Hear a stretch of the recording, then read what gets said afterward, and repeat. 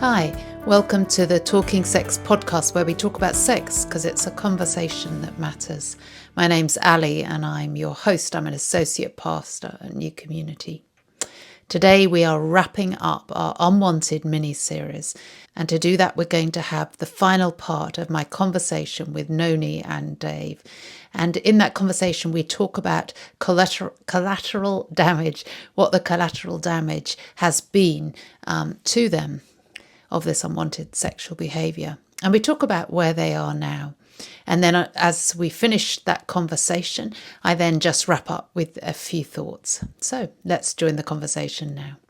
So I'd love to talk to you now about collateral damage. It's an expression you used in your book because you've already talked about that there was the damage of a change in Dave's character. We've talked about that quite a bit. I know there was damage in relationship with your children. I know there was damage in other relationships. I know there was your health. You have health issues as well.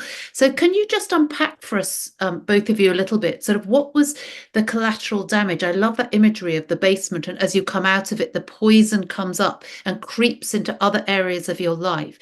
So can you just tell us a little bit about that? Well, yeah, for me, living with what I understand now as a basement or a compartment that was shameful, but it was still there and active.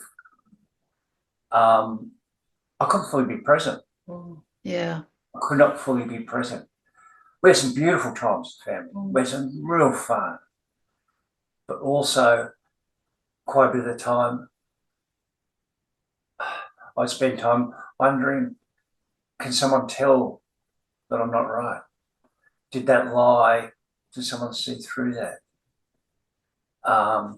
Or feeling just sick that I've done things really against my own values. Yes. And lied and betrayed. So that really part of my grieving was grieving many years of not being fully present as the husband and father and friend I could have been. Yeah. That's the damage of things that aren't fulfilled, things that are half done, not done well. That's a small part of it. The other is very significant part, though. Yeah. It's not that obvious until you reflect Yes.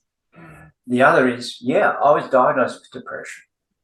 I had depression. I was clinically depressed. Medication helped. Also, in that time, I did not fully talk about what else was going on for me. In fact, I didn't. I think I'm like a little bit of counselling here and there.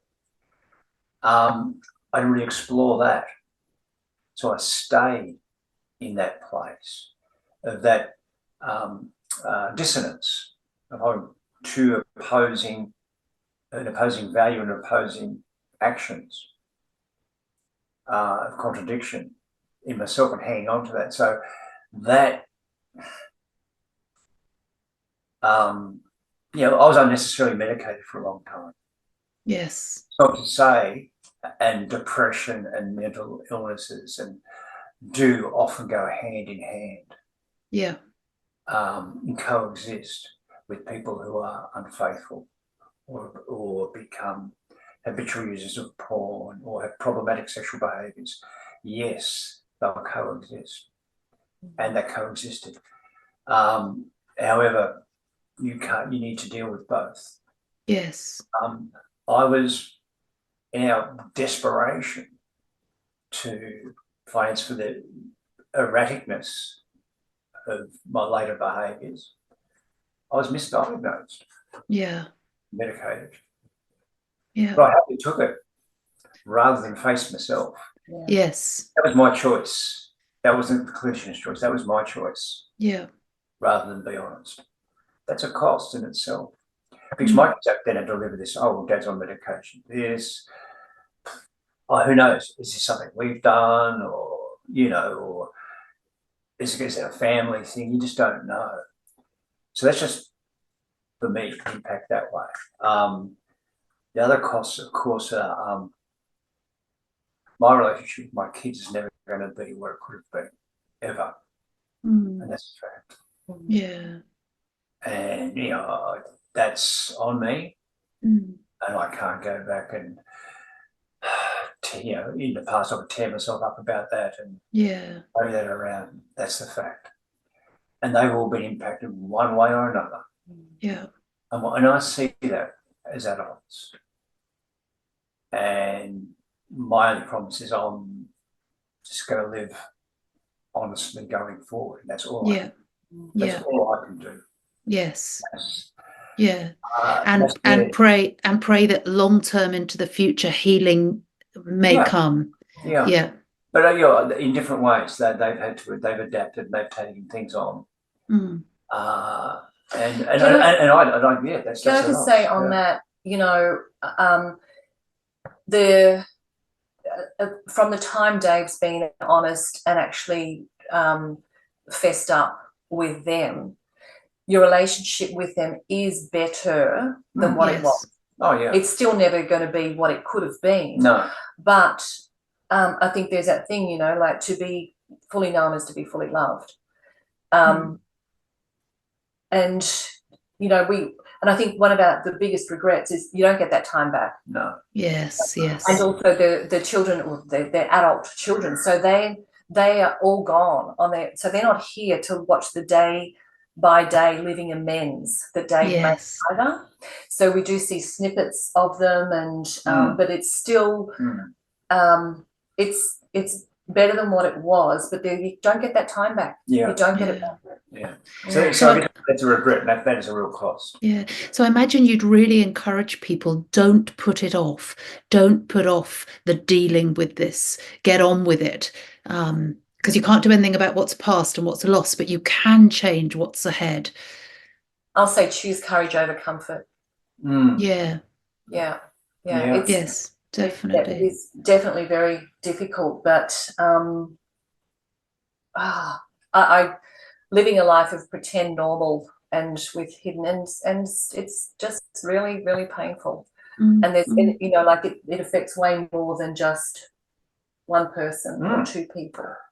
And it impacts every person's in contact with me one way or another. Yeah, definitely. I mean, you know, well, Nani talk. You wrote in your wasn't the restitution letter, the impact statement. Thank you. That was a part of the process of disclosure as well. Is that following on from the disclosing parties that the betrayer or the betrayed partner gets to write an impact statement, and that is also a powerful step into regaining your voice as well, by really fully allowing the person who has been unfaithful or, you know, pornography, to allow them to really get a glimpse or a feel for what it really cost. Yes. The partner as well. Yes, I imagine there's huge benefit for both people in the relationship, the impact statement, the person being able to speak it and the person hearing it in truth. No, that's really good. I get to grieve it, but then I also then get to write a restitution. No, that's good. And that's helped me a lot, then pursue the things I've pursued to know myself better. Yeah, absolutely. You've had health challenges along the way, and like, would you see that as collateral damage, or do you think that's? Look, it can be. Look, in my case, I've had cancer twice. It was diagnosed as part of a known virus the first time. Second time, not so sure. Really unusual for me to have lung cancer. I was never a smoker. So you just don't know. Whether stress impacted or not, you wouldn't know. My last question, and I thank you for telling us about the damage, because, you know, I see pain in you as you talk about it, but I want to end by you talking about sort of your path forwards, because you wrote a book and yet your path doesn't end with, well, we've written a book. You've even gone on and done the full disclosure since then, and you're constantly moving forwards and learning. I love the fact that you talk about that hope is part of your journey moving on and forgiveness is part of your journey moving on. So are you able to just tell us sort of where you are now, and sort of look forward with us? Tell us sort of, how do you live for 28 years with this and be in the place that you are now? Wow. That was a lot of questions. Answer whichever of those you want. Well, I think starting with the reason we wrote our memoir was because of the isolation and the aloneness that we felt. Like when I discovered some of the extent of Dave's history in 2019, I just remember feeling, I don't want anyone else to feel this alone. Yes. Because if you don't know other people and there's a lot of people that are experiencing this, but they're not talking about it. And just because they're not talking about it doesn't mean it doesn't exist. Yes. The incredible isolation and feeling of like almost like there's something really wrong with us. Something really wrong with us, because who else could even get what so the reason we wrote like we did when we did was because when we were researching and looking for things, we found a lot that was from a clinical perspective or professional, and we just kind of felt like, but it feels so much worse than that. Yes. It doesn't feel, okay, so this is what I have to do, but what about the real feeling of what it's like? Yes. And particularly in that hidden element of the hidden abuse, yes. the dynamics of hidden abuse, because for years I did not know that that's what I was experiencing. Yeah. And I'm not alone in that. The more I'm speaking up now, the more common this actually is. And yes. This is the program. And Wala's work has become groundbreaking in this area as well. You can feel the pain in your book. Like you are so raw in it and honest and truthful. Yeah. Some of the feedback we've had is that, when people have been reading it, I just feel like you're in the car next to me, like you're actually there next to me, because even though it's our experience, there are so many commonalities in this whole realm, and even to the point of pornography. I've had someone be so traumatized in therapy because she was told, you're lucky it's only pornography.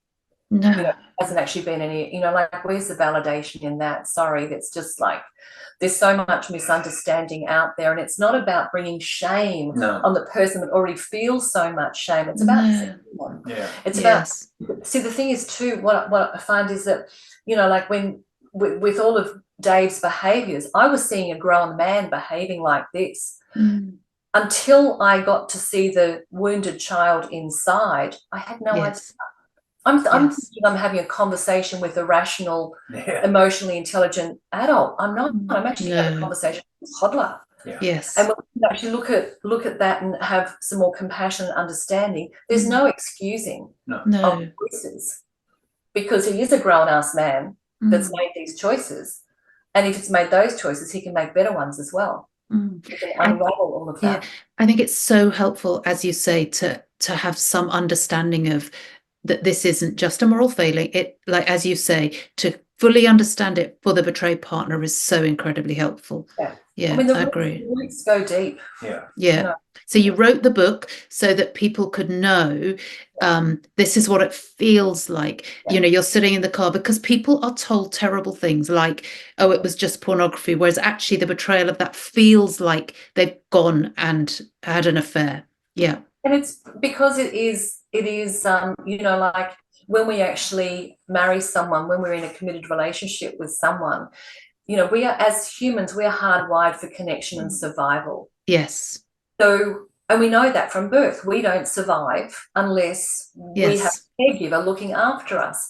So when we find our person and we make these vows and we commit to each other for life, it feels like survival when that's been violated. Yeah.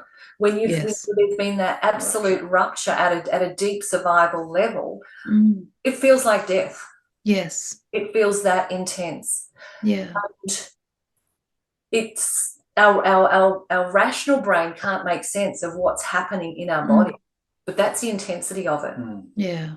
It is a survival, and so if we can say, you know, understanding that betrayal trauma is really, really, really real. Yeah. Yes, and absolutely. That, you know, like you would not expect, like, you know, soldiers, if, you know, like you would not expect someone to get over PTSD while they're still being shot at. Yes. You know, if there's acting out behavior that's continuing, it's continuing, and it's, you know, like, then there's all this deceit. Don't expect someone to get over what's happening, or we don't get over it, we get through it, but we get through it through safety first. Yeah, absolutely. So important. Yeah, no, I agree. So what do you do, sort of, Dave, you mentioned you have boundaries still, but what do you do now in your path? How are you working on who you are now as you move into the future? And sort of from when you sort of have had full discovery, sort of from when you were back together and in a better place, what do you do? For me, like we now spoke about the trauma, then I think there's been a few cornerstone or corners for me. One was understanding trauma. Yeah. The body keeps score. I devoured in about 3 days. Yes, very good. As well as I remember my work in integrity abuse disorder. You know, about sex addiction and things like that, and that's all very real. It's all very real. However, anyway, that work resonated a lot better and just brought in the whole impact of behaviours, not just the acting out. Eddie Caparucci's stuff going deeper. Brilliant. So in all of that, there's a compassionate inquiry and a thirst to understand, right? Great. And it came about, well, that comes about because there's nothing left to defend for me. Yes. I'll defend that child that I've neglected, that child. But as an adult, I don't have anything to defend anymore. So it's just really, looking for the next thing. And not that I'm running from one to the other, but just to get to know myself better and be much more comfortable. I know yourself a lot with that, with the work she's done, and learn about the embodied processing, listening to my body, being present, empathy, and pursuing also renewing our own spiritual journey in a way suits us. So it's becoming integrated, gradually becoming integrated from this person that was fractured all over. Yeah, that's so good. That's so good. I think empathy is a big one. And being vulnerable. Yeah. Speaking up. Yeah. Yeah. Noni, will you talk to us a little bit about forgiveness? Because was it that once Dave had fully done his, full disclosure, it was like, right, I forgive you, and that's done and dusted? Because we do know people can get triggered again and grief comes again. So talk to us about forgiveness. I think forgiveness is really different for everyone. And often it's not a one and done. It's a process. Yes. It's and it's a choice that we get to make. For me personally, I have always been quick to forgive. For my own benefit, not for anyone else's. Yes. And I think that the realization came from years ago, like I think even before I met Dave, sort of coming to really know Jesus, and I also know how much I've been forgiven. To really understand what that freedom feels like when you actually receive forgiveness and walk in that forgiveness, and don't take that forgiveness for granted.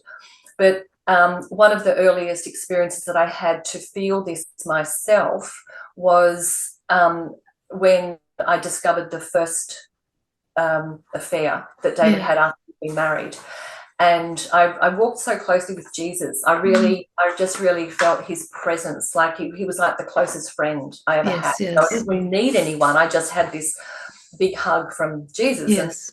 And so I would converse and pray, and it would be like a conversation. And I just, after this discovery, and I called this woman every name under the sun, but I was finding it really difficult to connect with God, and I just felt it difficult. I felt it hard to pray. I went, oh, I just better get my Bible, and so I got my Bible out and I opened it. It was on that scripture of, if any of you come to the altar with your gift and you remember a grievance or that you have with any one of your brothers and sisters, leave the gift at the altar and then go and make peace with them.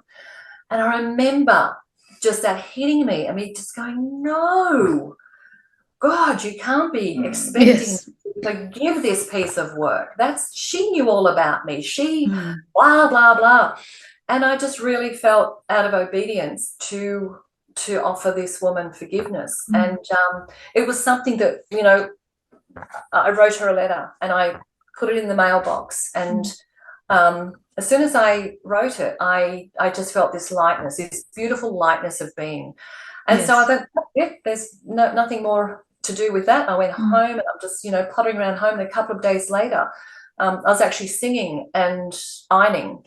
And there was a knock on the door, and she turned up at the door and just burst into tears and said, I'm so sorry. Wow. I literally embraced her and I said, I know you are, I mean, and so sat down and I wish that had ended there as well, but it didn't. But what I will say, for me, that was a lesson, because the lightness and the beauty that I felt was so powerful that I realized that I didn't want to harbor unforgiveness, not towards anyone. I'm not super special in that way, because it was something that my choice was liberating for me. And so I felt that and I embraced that and I enjoyed that. So therefore, that's how I chose to move forward. Yes. What my biggest mistake was at the time was actually confusing forgiveness with reconciliation. Yeah. Good. Yes. But we don't necessarily have to reconcile. No. Definitely. That's absolutely our choice. And I think that back then, in my naivety and youthful bride and that was, so now also this is a choice, partners, and that's why I say to partners, be prepared to walk away. Forgiveness is definitely, or even if it's not forgiveness, if you can get to a point of acceptance, is definitely liberating for your own self. But forgiveness does not mean you must reconcile. No, I agree. And it can be a process that you've forgiven, then you have to forgive again and have to forgive again. Yeah, we don't have to. You've got the choice. No, thank you. And thank you. And I think that what we do is go, okay, so is forgiveness moving me more towards my healing? Yes, that's good. Are my choices moving me more towards my healing, or are they keeping me stuck in a place? Yeah, that's really good. Really good. And so you're in a different place now. Life is different, I imagine. So any final words of encouragement or final thoughts for us? Well, I do, as if it happens. You're prepared. So I've just got some point forms here. And number one is you don't have to do this alone. Yeah. It is just incredibly isolating. And we know that shame and can stop us from stepping in and reaching out and asking for help. And Dave and I will speak very, very clearly and very openly. And what we say, we hope, does not bring shame or condemnation on anyone. We both know what that feels like on both sides. Yeah. And even but the truth. It's the truth. And sometimes the truth is really difficult to hear. The full truth has to be the foundation of safety. And there's no building trust without safety. So if you want to get back to trust, you've got to have safety. To have safety, you've got to have the truth. Hence, why we're really very passionate about the disclosure process. It's a marathon and not a sprint. pace yourselves. This is going to take time. How long will it take? Longer than you want, but not as long as you think. Or it won't take forever. Yes, yeah. But if you continue to do the work, continue showing up each day, and you're not always going to get it right. No. We got lots wrong, and we're just like, no, that's it, can't do it anymore. The way we communicate now, what we both bring is very different to what we did know out of being in reactive state. So we don't be in a reactive state. It's simple, but it's not easy. There's no magic cookie cutter formula. Recovery takes rigorous honesty, courage, and tenacity. God does not want you to stay in an abusive relationship. Infidelity and sex addiction, pornography addiction is an integrity abuse disorder. Don't minimize it. Own it and do the work that's needed to heal from it. And also, I'm going to say, please don't over-spiritualize the whole thing. The devil didn't make him or her do it. Mostly, there's a core belief, sense of entitlement, which is rooted in power and control. And often there's trauma and unhealed wounds from childhood. Yes. It is sinful, but please don't sanitize the language nor minimize the impact this has on many lives. Prayer will not repair where your input is required. It does not replace your work. You can't just pray it away, respond to altar calls, confess your struggle in meetings, and expect that it all magically disappears. We need our higher power without doubt. But without doing the deeper work of transformation, including change behaviour with skillful support and 100% accountability, we are kidding ourselves. At best, we'll be living a pretend normal existence with a strong likelihood of repeating dysfunctional patterns of behaviour, which are going to guarantee to be lacking authenticity and the beautiful depth of intimacy that is possible when we courageously do the hard work. And it is possible. It is, to be able to see Dave, be vulnerable and, to share what's really deep inside, and for him to be able to hold what I bring as well. And we've just learned really different ways of communicating through our own. We haven't done hours and hours of counselling. We've done months and months and months of deep work through our research. Our own practice, our own getting it wrong. The way we are now is not how we were 2 years ago or how we were 2 years before that. Yeah, so good. Thank you. And I can see that mutual love and care for each other. And I hope that gives people hope that you can go through these things and you can come to a healthy place, whether that's a healthy place by yourself or whether that's a healthy place with your partner again. So thank you so much. I so appreciate you guys, and I want people to be able to reach out to you if they want to, in part just to read and hear from you, but maybe even get in touch if they want to. But so how can people find your book, first of all? The website is beyondbetrayalrecoverybook.com. The book is, I should have one here, shouldn't I?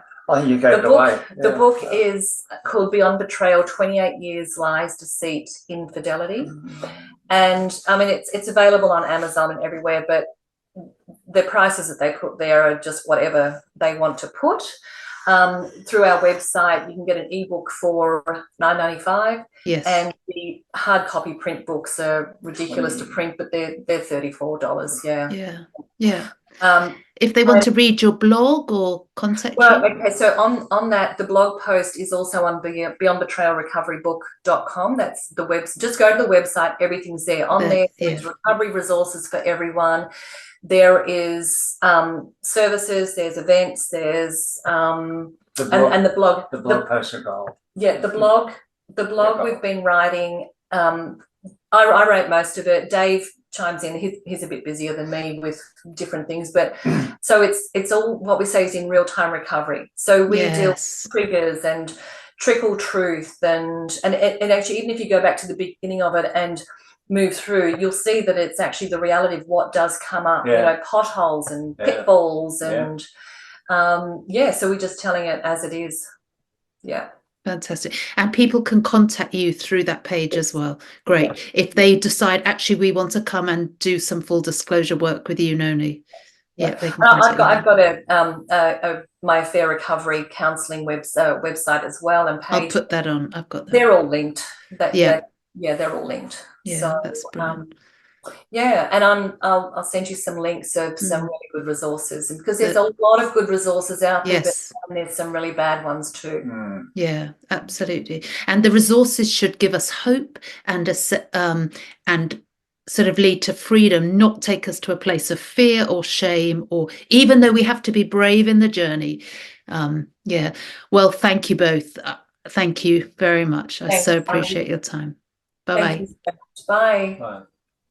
Well, that wraps up our Unwanted mini-series. Thank you for listening to this episode, and thank you if you listened in to this whole mini-series. I hope that you found it helpful. I wanted to finish by summarising a little bit some of the things that we've heard, but I'm very aware that I'm going to miss out bits that you found very helpful. I'm going to miss out important things, but I want to do it regardless, so forgive me. But I just hope that maybe bringing together some of those thoughts just briefly might be helpful. So first of all, I wanted to talk to you if you are somebody who struggles with unwanted sexual behaviour. And the first thing I want to say to you is there is hope. Please know, and I hope you've heard that again and again, that there is hope. I believe that if you're willing to do the work, and that work may take quite a bit of time, but if you're willing to do the work, then freedom is waiting for you. I would encourage you to talk to somebody who might be able to support you as you work through this. If your partner doesn't know anything about this, please tell them. It may be that you need to go and get a bit of professional help to really think through, how do I do that? But I think the whole truth matters if we're aiming for intimacy, if we're aiming for authentic intimacy. It may be you've told them partial truths, but not all of it. Please tell them the whole truth, because staggered truths, things do come out, and we've heard again and again how painful staggered truths are, because it's the lies and the lack of trust that is so damaging to authentic intimacy. Because once the truth is known, then you can work on your healing, and you as a partnership can actually work on your relationship too. I'd really encourage you to get an accountability partner or a triplet. I'd encourage you to write a plan for the times that you know you're more likely to be triggered. What are some things that you can put into place? You know, you go running every time, or whatever that plan may be.